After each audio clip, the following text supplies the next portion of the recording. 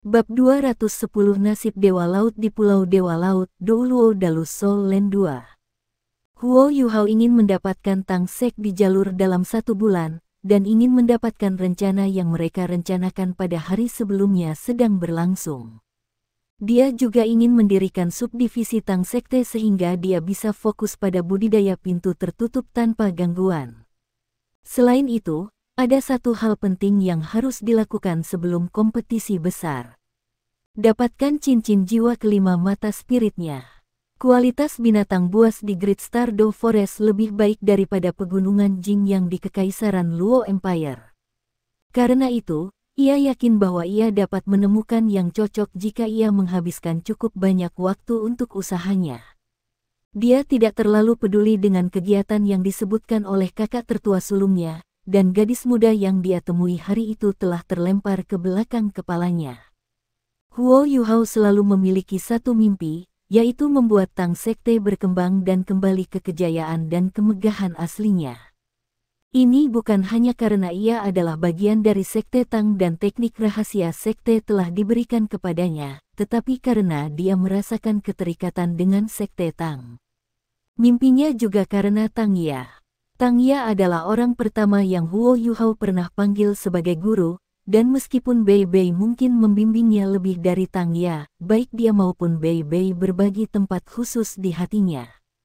Dia telah bertemu mereka ketika dia berada di masa yang paling sulit dan menyakitkan pada hari itu, dan mereka adalah orang-orang yang membawa Huo Yuhao ke Akademi Shrek, yang kemudian mengajarinya teknik rahasia Tang Sek. Huo Yuhao tidak akan pernah melupakan hari itu, dan sejak hari itu dan seterusnya hidupnya telah berbalik. Huo Yuhao merasa sangat menderita dan mengerikan seperti Bei Bei ketika Tang Ya menghilang. Namun, bagaimana dia bisa menampilkan kesedihannya sendiri ketika Bei Bei sudah sangat sedih? Bahkan sekarang, masih belum ada kabar dari Tang Ya. Huo Yuhao bisa mengatakan bahwa mata kakak tertua sulungnya selalu menahan sedikit kesedihan bahkan ketika dia tersenyum. Lebih dari 2 tahun telah berlalu, dan Bei Bei tampak jauh lebih dewasa untuk usianya. Hanya dia yang tahu jumlah penderitaan dan siksaan yang telah dideritanya selama 2 tahun terakhir. Satu-satunya hal yang dapat dilakukan Huo Yuhao untuk Tang Ya karena dia tidak dapat menemukannya adalah upaya untuk mencapai impiannya untuknya. Ini adalah mimpi yang sama yang dibagikan semua orang di Sekte Tang. Untuk mengembalikan kejayaan dan kemegahannya, Bei Bei tetap kuat dan muncul dari rasa sakit dan penderitaan awal karena target ini. Tidak peduli betapa pentingnya kultivasi pribadinya, Huo Yuhao akan selalu memprioritaskan Sekte Tang, dan bersedia untuk berkorban dan menunda kultivasinya tanpa ragu-ragu atau menyesal. Huo Yuhao dapat mengatakan bahwa Bei Bei telah kehilangan berat badan, tetapi dia tidak tahu bagaimana menghiburnya. Jadi yang bisa dia lakukan hanyalah memberikan semua yang dia miliki untuk Sekte Tang. Yang dia harapkan hanyalah dia bisa meringankan beban kakak tertua sulungnya dan menderita dengan semua yang dia lakukan. Ketika Bei Bei datang mengunjungi Huo Yuhao di pengecoran untuk kedua kalinya, dia melihat Huo Yuhao mengukir susunan formasi dengan konsentrasi yang kuat di kejauhan. Anggota termuda dari Paviliun Dewa Laut dalam sejarahnya saat ini sedang duduk di bangku kayu di pintu masuk pabrik pengecoran. Pakaiannya telah ternoda dengan segala macam kotoran dan minyak, dan rambutnya berantakan dan tidak terawat. Tetapi hanya ada fokus di matanya yang berkilau secara tidak wajar. Adik laki-laki kecil telah dewasa. Senyuman puas dan senang bisa terlihat di wajah Bei Bei, tapi sesuatu yang berkilau dan tembus cahaya dengan cepat muncul di sudut matanya. "Kamu di mana, Xiao Ya? Anda masih hidup, bukan? Sekte Tang berada di jalur yang benar. Saya akan mencari Anda setelah saya memenuhi janji yang saya buat. Saya akan mencari Anda selama setahun penuh jika itu yang diperlukan. Saya akan mencari Anda seumur hidup saya jika itu yang dibutuhkan. Saya tidak akan berhenti sampai hari saya bertemu Anda, dan jika saya tidak pernah menemukan Anda, maka kita akan bertemu lagi di jalan saya untuk menemukan Anda, bahkan jika itu berarti itu di dunia lain." Dia mengambil napas dalam-dalam dan dengan paksa menekan emosi yang bergolak di dalam hatinya. Dia adalah kakak senior tertua Sekte Tang, dia tidak pernah ingin membiarkan saudara-saudari juniornya melihat sisi rapuh dan rapuhnya. Setidaknya tidak di permukaan, dan dia tidak akan pernah ingin negativitas atau kesedihannya memengaruhi mereka. Dia mencoba yang terbaik meskipun dia tahu itu tidak sepenuhnya mungkin. Bei Bei berjalan ke Huo Yuhao dan berkata dengan lembut, "Mengapa kamu masih di sini, adik junior? Pergi dan cuci dan ganti pakaianmu. Kami akan segera kembali ke paviliun Dewa Laut." Ya, Huo Yuhao mengakui dengan mulutnya, tapi tangannya tidak melambat sama sekali. Bei Bei bisa dengan jelas melihat pisau ukiran di tangan Huo Yuhao yang melenggang dan menari dengan gesit dan gesit. Huo Yuhao sangat cepat dan tepat dengan pisau pahat. Pecahan logam terus-menerus melayang ke tanah, sementara susunan formasi yang rumit dan indah secara bertahap muncul di tangannya. Bei Bei tidak terburu-buru, karena dia tahu bahwa insinyur jiwa harus sangat fokus ketika mereka membuat alat jiwa, dan bahwa mereka paling takut diganggu. Dia hanya berdiri di sana dan diam-diam menyaksikan Huo Yuhao. Huo Yuhao benar-benar tumbuh dewasa. Dia jauh lebih tinggi dan lebih kuat daripada dia 2 tahun yang lalu, sangat banyak sehingga ketenangan dan ketenangannya kadang-kadang membuat Bei Bei merasa seolah-olah dia sedang melihat Su Sanxi sebagai gantinya. Mereka tidak berhenti bertukar surat selama 2 tahun terakhir.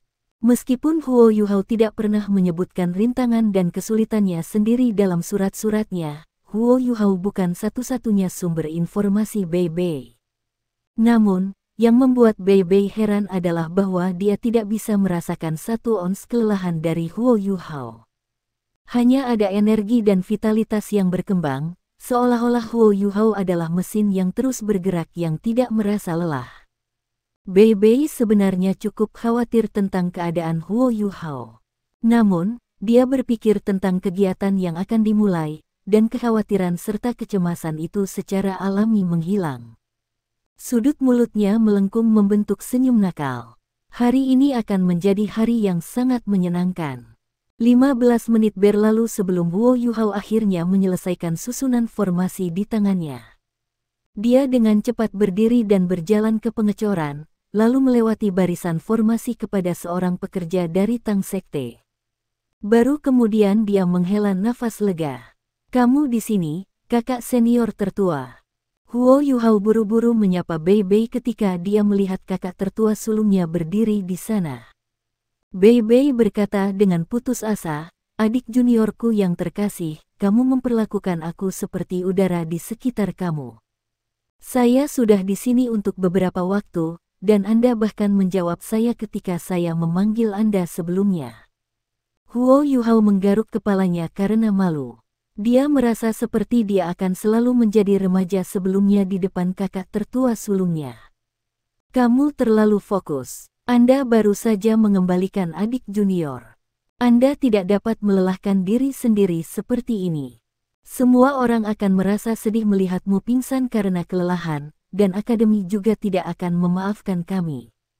Ayo pergi dan cuci bersih lalu ganti dengan pakaian bersih. Kami akan kembali ke paviliun Dewa Laut."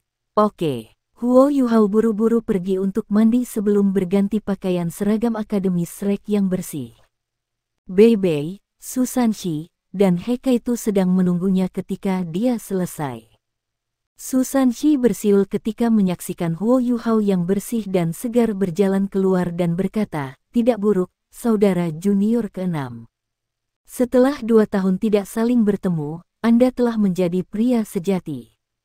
He Kaitu membentak, "Penilaian macam apa itu? Apakah Anda mengatakan bahwa adik laki-laki junior itu bukan lelaki sejati sebelumnya?" Su Sanxi terkekeh dan berkata, "Maksud saya adalah saatnya saudara junior ke-6 untuk menemukan seorang gadis." Wajah He Kaitu memerah, tapi sepertinya dia tiba-tiba memikirkan sesuatu. Dia melirik Bei Bei seolah-olah dia meminta bantuan dan berkata, "Aku. Bagaimana denganku?" Bei Bei tertawa. "Aku tidak tahu tentang itu. Semuanya akan tergantung pada kemampuan Anda sendiri. Namun, saya pikir Anda harus lebih percaya diri. Jika Anda sedikit lebih berkulit tebal, Anda akan memiliki peluang sukses yang lebih besar. Oh, pipi Hekaitu yang memerah tidak begitu jelas karena kulitnya yang kecoklatan. Namun, setelah diperiksa lebih dekat, orang akan melihat bahwa ia menjadi ungu seperti terong.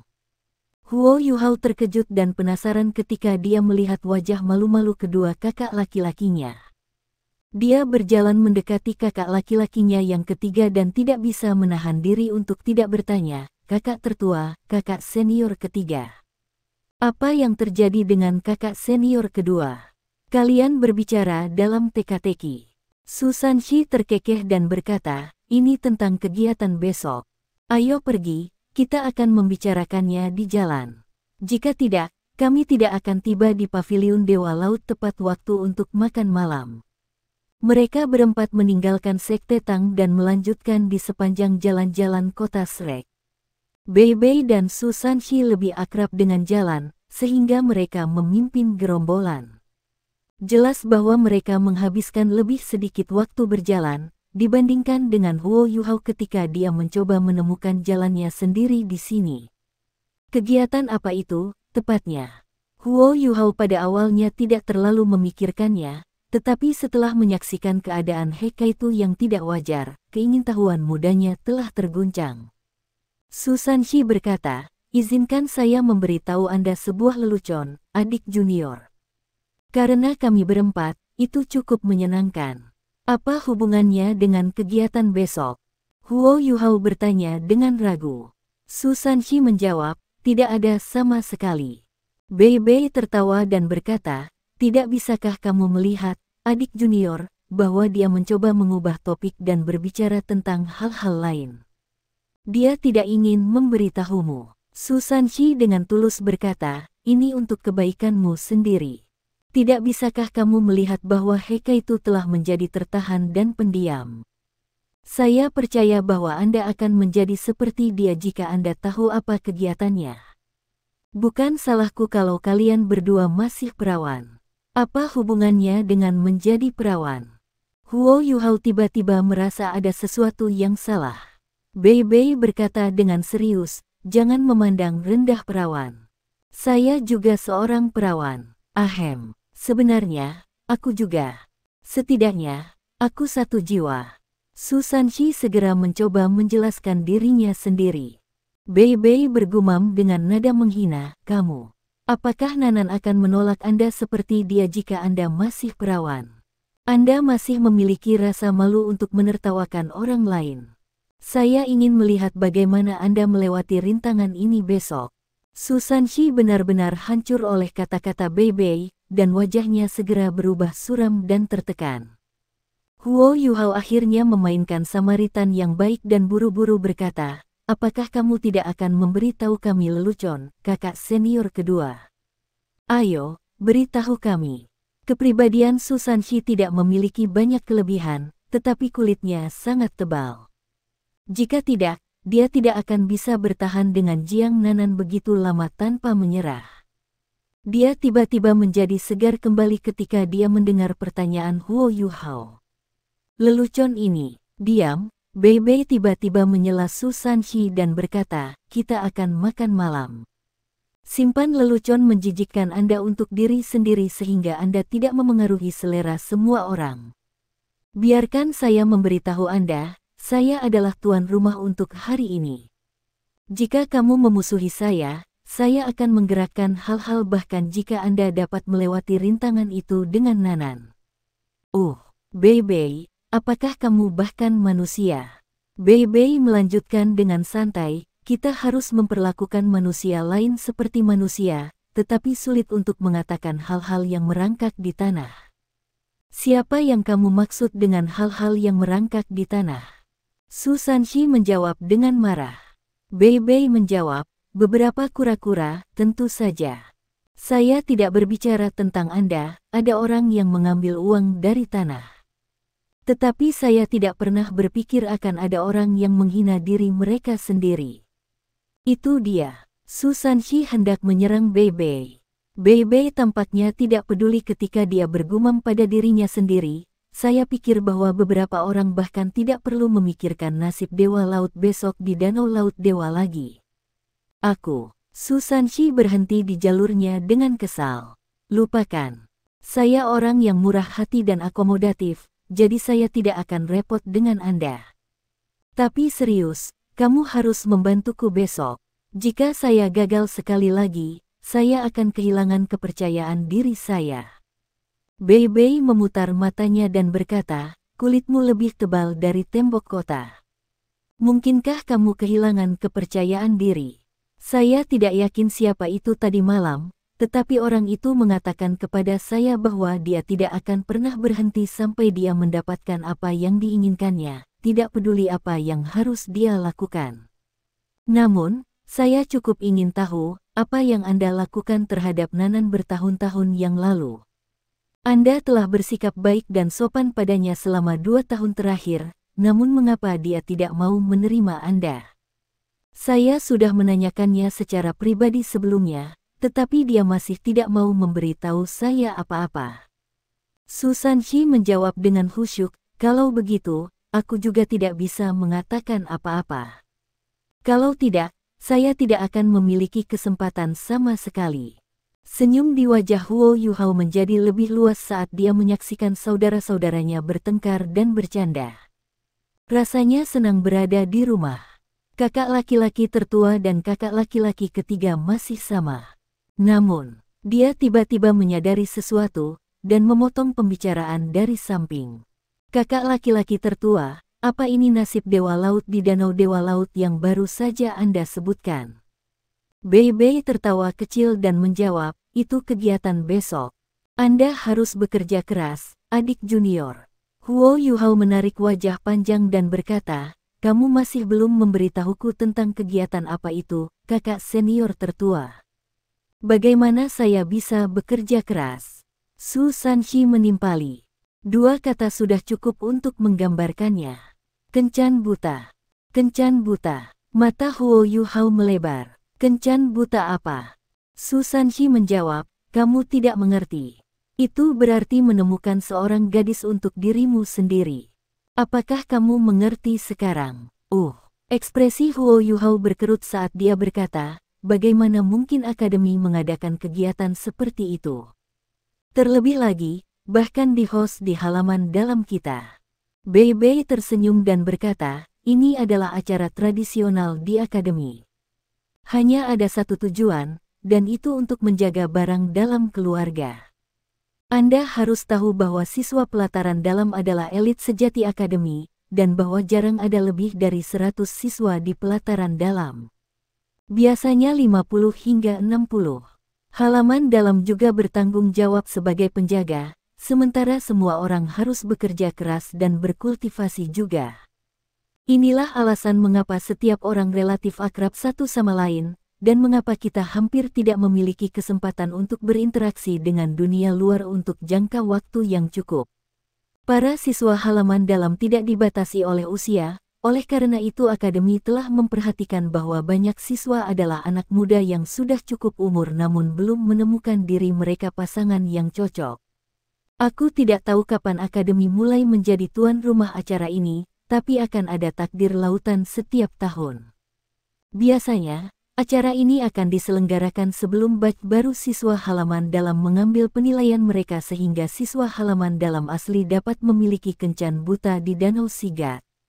Semua orang dapat mempertunjukkan kemampuan mereka namun mereka ingin di Sigat Fate, dan mereka dapat melanjutkan dan mengejar naksir mereka atau siapapun yang mereka suka. Selama pihak lain setuju, keduanya kemudian dapat mencoba untuk mulai berinteraksi dan berkomunikasi satu sama lain. Kita semua adalah siswa dari halaman dalam. Karena itu, setiap orang memiliki pengalaman dan kemampuan yang serupa, jadi wajar bagi banyak dari kita untuk menemukan kecocokan. Yang benar adalah nasib Dewa Laut telah menyatukan banyak pasangan di akademi.